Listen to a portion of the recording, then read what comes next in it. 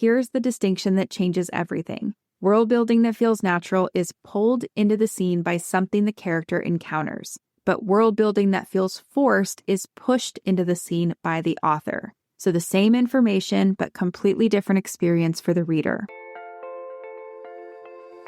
Welcome to the Fiction Writing Made Easy podcast. My name is Savannah Gilbo, and I'm here to help you write a story that works.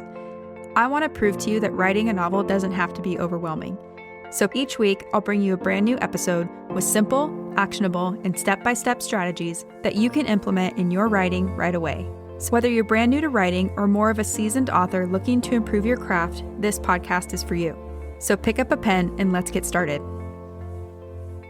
In today's episode, we're going to talk about how to show world building on the page without infodumping. In other words, how to make the world you've actually built land for your readers without overwhelming them. Because if you're like most of the writers I worked with, you can probably relate to this scenario. You sit down to write a scene, your character is about to enter a new location or interact with a magic system or navigate a social custom that doesn't exist in the real world, and suddenly you're writing 3 paragraphs of explanation before anything actually happens. And none of that richness that you've been holding in your head or building for years is landing on the page in the way you imagined. And when that happens, it doesn't just feel like a craft problem. It feels almost like a failure of translation, like everything that makes your world alive is getting lost between your head and the page. And so the impulse to infodump makes complete sense. You love what you've created and you want your reader to love it too. So you want to give them everything. You want them to see it the way you see it, and you want to make sure they understand what's about to happen in any given scene. The impulse makes sense. But after working with thousands of writers on their draft, here's what I can tell you. Too much explanation too soon is usually what breaks immersion, not what protects it. So in today's episode, I'm going to walk you through 5 specific techniques that'll help you immerse readers in your story world without infodumping or overwhelming them. We're going to talk about which details actually deserve to be on the page, how to weave them in so they don't stop your story cold, how much to reveal at once, how your point of view character changes everything, and how to let the scene itself pull world building into the moment. So without further ado, let's dive right into tip number 1. And tip number 1 is to only include world building that is doing real work for your story. Here's what I mean. Every world building detail has to earn its page time, and it earns that page time by doing a job for your plot, your character, or your theme. So think about things like a magic system that reflects your protagonist's wound, a political structure that creates the obstacle they have to overcome, or even something like a cultural ritual that reinforces what your story is really about. Those kind of details belong on the page because they're doing real work. Now, let me give you a more concrete example. Imagine you're writing a story about a protagonist who comes from poverty and they're trying to infiltrate a wealthy society. The elaborate dining customs of the upper class aren't just an interesting world detail. They're a direct source of pressure on that character's wound, a visible marker of everything that separates her from where she's trying to get, and a practical obstacle that she has to navigate. So all of that makes these customs worth developing, worth including, and worth giving page time to. Now imagine that same story takes a detour into the history of the kingdom's monarchy. There's fascinating world building that the author developed in her notes, but it's not really pressing on the protagonist's wound or blocking what the protagonist wants, and it's not really reinforcing what the story's about. So no matter how richly imagined that history is, it's going to land more like a textbook entry or an info dump rather than something that pulls the reader into your world. So the rule of thumb I want you to remember is that if a detail isn't connected to your character, your conflict, or your theme, it's probably not ready for the page yet. And that doesn't mean you have to delete it, but just save it in your notes until the story catches up to it or until you find a way to make it feel more integrated. All right, so that is tip number 1, only include world building that's doing real work for your story. Tip number 2, once you've decided a detail belongs in your story, there's still one more thing to get right, and that is how you deliver it on the page. Because even when a detail earns its place, it can still end up sitting in its own block of text. So a paragraph of pure explanation surrounded by things happening in the actual scene. And that one block of text could be all it takes for readers to feel the gears shift or to feel the story stop. So that information lands in that block of text, but the momentum stops, and then once that block of text is over, it almost feels like the story starts again, which isn't really what we want. So the fix, or tip number 2, is to weave world building into action, sensory details, and interiority, and don't let it stand alone. So I'm going to say that one more time because it's really important. Try to not let world building land in a paragraph by itself. Instead, try to distribute it across the action, the sensory detail, and the interiority that's already happening in the scene. That way, the information and the story arrive and keep progressing at the same time. So let me show you what I mean by this, and I'm going to read 2 versions of the exact same little moment from a made-up scene. So same world-building facts, but 2 totally different approaches. And I want you to listen for how they feel different. All right, so here is the first version. In the capital city of Varennes, there are 2 gates into the city. The merchant's gate for those with paper and coin, and the low gate for servants, laborers, and anyone marked as ungifted, those born without magic. Under the Varennes Accord passed 3 generations ago, the ungifted were required to present their wrists for inspection before entering, a practice originally designed to prevent contraband magic but now primarily used to control movement and track who came and went. All right, so that's the first version. Now here is the second version. Mira kept her eyes on the merchant's gate and counted the guards, 2 at the door, 1 circling the queue. She tucked her forged papers deeper into her satchel and took her place in line, careful to stand straight, to look bored, to look like someone who had done this 100 times. 30 feet to her left, the low gate sat in the shadow of the wall, shorter, narrower, and the line twice as long. A woman near the front held out her wrist for inspection the way you'd offer something to be taken from you. Mira looked away. She couldn't afford to use that gate, not today. All right, so that is the second version, and I'm curious if you felt a difference, because both versions pretty much establish the same facts. There are 2 separate gates, there are different rules for different people, and there's an inspection process for the ungifted. But in the second version, you learn all of that while Mira is doing something, noticing something, and feeling something. So the world building isn't a pause in that scene, it's more like it's threaded through the scene. And here's what that makes possible. When you do it this way, readers don't just learn how the world works, they feel it. That one line in the second example I gave that said, a woman near the front held out her wrist for inspection the way you'd offer something to be taken from you, that line does more to establish the power dynamics of this world more than any paragraph or explanation could. All right, so a quick way to check your own drafts is if you have more than 2 consecutive sentences with no action, no sensory detail, and no interiority, you're probably looking at an info dump. And that is your signal to break up the world building and weave it back in alongside everything else. All right, so that is tip number 2, to weave world building into action, sensory detail, and interiority, and try really hard not to let your world building stand alone. All right, now tip number 3 is to reveal world building gradually instead of explaining everything at once. And this one's important because once you've identified which details earn their place, the next question is how much do you reveal at one time and when do you do it? And the answer is almost always reveal less than you think and reveal it later than you think. A helpful way to think about this is the difference between necessary context and nice to have context. Necessary means the reader genuinely cannot follow a scene without it. Nice to have means that the information is interesting, but the scene works fine without it. So as an example, let's say your character is about to be arrested for using their magic in public. Readers need to know by this point that magic is illegal before that moment lands. So that is necessary information. But the full history of how that law came to exist, the political movement behind it, the generations of persecution that preceded it, things like that are all nice to have. And those details might earn their place later in the story, but dropping it in a scene like this would stop momentum cold at exactly the moment that tension should be rising. So what this looks like across a whole manuscript is kind of like a slow drip of information. A detail here in chapter 1, a little bit more in chapter 3, more context as the story deepens and the reader is invested enough to want it.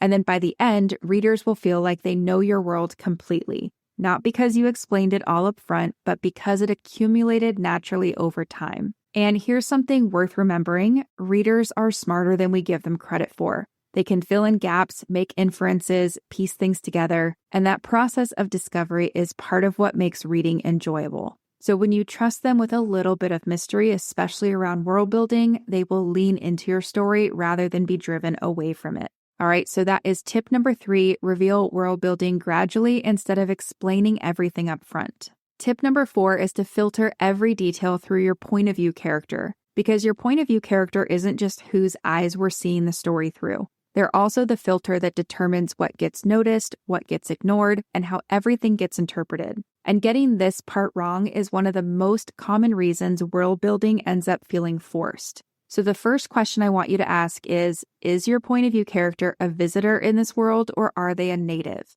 Because the answer changes everything about how the information enters a scene. If your character is a visitor or someone new to this world or setting, then you have a little bit more flexibility because they're learning about the world alongside the reader, which means it makes sense for other characters to explain things, for your protagonist to notice details a native would overlook, or for her to ask questions that a reader would ask. But if your character is a native, then they would treat this world as completely normal, which means you can't stop the scene to explain things they already know. A native character isn't going to marvel at the magic system. They're going to be irritated when it doesn't work the way it should. And so world-building details enter the story through their reactions, their opinions, and their offhand observations, especially when something abnormal or unexpected happens. So think about it this way. A native walking through a busy marketplace isn't going to mentally catalog every stall and custom for the reader's benefit. But if someone breaks an unspoken rule, like haggling in a culture where that's considered rude,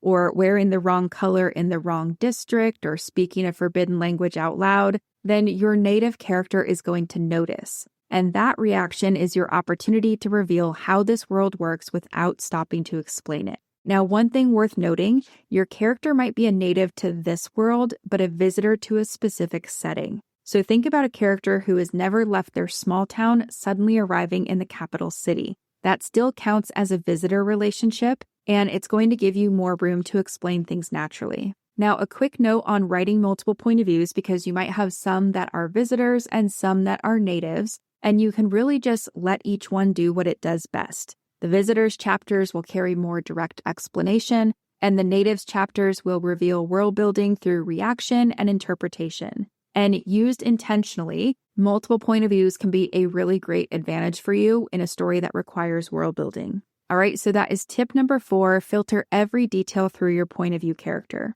Last tip, tip number 5, let something in the scene trigger every world building detail. Because here's the distinction that changes everything. World building that feels natural is pulled into the scene by something the character encounters. But world building that feels forced is pushed into the scene by the author. So the same information, but completely different experience for the reader. And so what I'm essentially saying here is that every world building detail needs what I call an in-scene trigger, meaning something happens in the moment that gives your character a natural reason to notice, remember, think about something, or react to something. And that trigger can be almost anything. It can be another character, a line of dialogue, a smell, a sound, a physical object, an action, an interruption. It can be anything. But what matters is that it's happening in the scene and it's not coming from you. So you're letting the scene pull the world building in and you're not pushing it or, forcing it in the scene. So let me give you a quick example of this.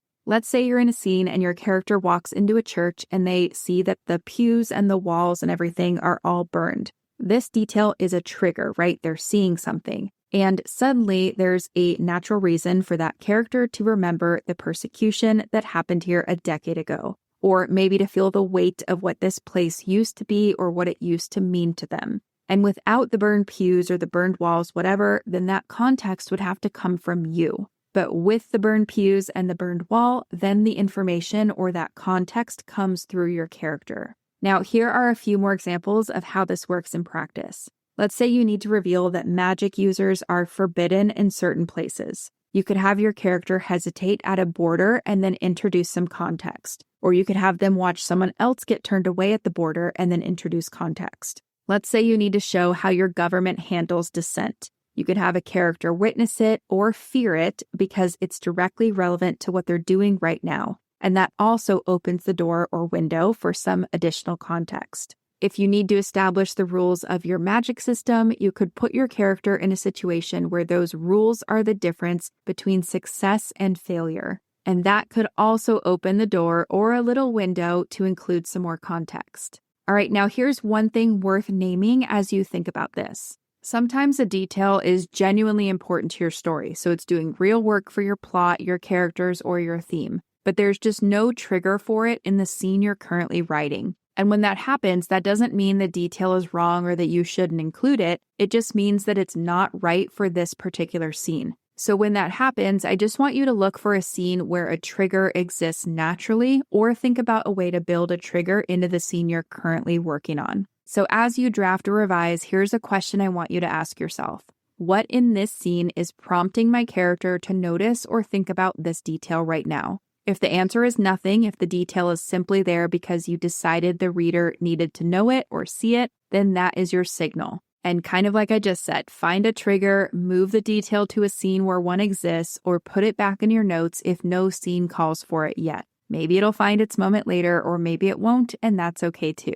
All right, so that is tip number 5. Let something in the scene trigger every world building detail. Now let's bring this all together, because world building on the page isn't just about how much you include. It's about how intentionally you place what you have. And when every detail earns its place, when every detail gets filtered through your point of view character, and when every detail is triggered by something happening in the scene, the world you've built stops feeling like a burden to explain, and it starts feeling like the texture of the story itself. And the best part is that readers won't just understand your world, they'll feel like they actually live there. And that is the real goal, right? Not more explanation, not a comprehensive tour of your world, just readers who feel totally immersed like they're living inside it. So if you want one concrete thing to do after this episode, here's what I would suggest. Pull up the scene you're currently working on, find a world building detail, it could be anything, and ask yourself 3 questions. Number 1, is this detail doing real work for my plot, character, or theme? Number 2, am I filtering this through my point of view character, so what they would notice, how they would interpret it, and things like that? Or am I explaining it from outside the story? And lastly, number 3, is something in the scene actually triggering this detail, or am I pushing it in because I think readers need to know it? And if you go through even one scene with those 3 questions, I promise you'll start seeing things you didn't see before. You'll start catching the details that aren't earning their place. You'll start spotting the moments where explanation is coming from you instead of the story. And that awareness alone is the shift that starts to change everything. Now, before I let you go, there's one more thing I want to say. If you've been listening to this podcast for a while, you've heard me talk about this before, but it is worth repeating here. As you try to apply these techniques, you might start realizing that they depend on you knowing things about your story that you haven't fully figured out yet. Things like who your character really is, what your story is actually about, what each scene is doing, and things like that. And without these foundational elements figured out, then techniques like weave in world building details and filter world building details through your point of view character are going to be really hard to apply, no matter how much sense they make on the page and no matter how clearly you can see them in your mind. And this is one of the most common places writers get stuck. So I just want you to hear me when I say that if you're stuck and you can relate to what I just said, it's not necessarily a craft problem, and it's probably more of a story development problem. So you have more development of your core elements to do. And that's exactly what my Notes to Novel course is built around, developing the foundation of your story first, all the elements in the right order, so that every technique you learn after this has somewhere to land. And if that sounds like the piece you've been missing, then go ahead and join the waitlist at savannahgilbo.com/waitlist. I'll drop the link in the show notes for you, and when doors open next, you'll be the first to know. All right, so that's it for today's episode. If you got something out of this episode, I'd love for you to share it with another writer who's in the middle of drafting their novel. And if you're loving the podcast, leaving a rating and a review is one of the best ways to help other writers find the show. As always, thanks for tuning in. I hope your writing is going well, and I will talk to you next week.